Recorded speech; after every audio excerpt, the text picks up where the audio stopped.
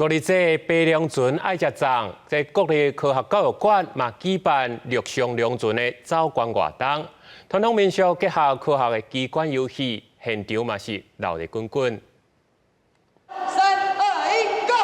主持人话开始，三组家庭摕着龙船向前出发，但唔拿比速度，参赛者中爱搁停落来算游戏。这是国立科学教育馆的五日节活动。主办单位讲，这游戏其实拢甲科学的原理有关系。像第一关，阮是游迄个三门坡嘛。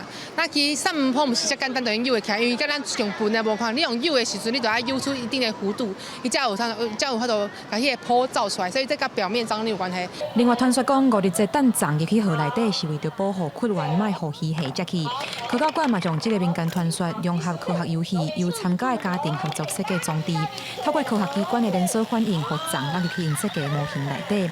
参加的民众认为，安尼活动是真新奇趣味。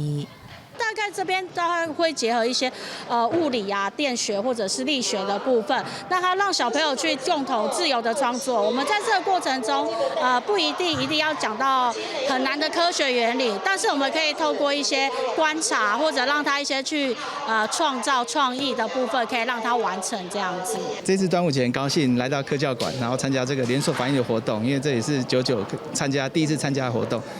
觉得非常的新奇有趣，对，然后小朋友也很期待。科教馆讲，过节有传统的风俗，将风俗甲科学知识结合做伙，互亲子同齐来耍，家庭互相合作。因希望透过科学游戏，互传统的节日会当更加趣味。记者柯川、夏桂林台北报道。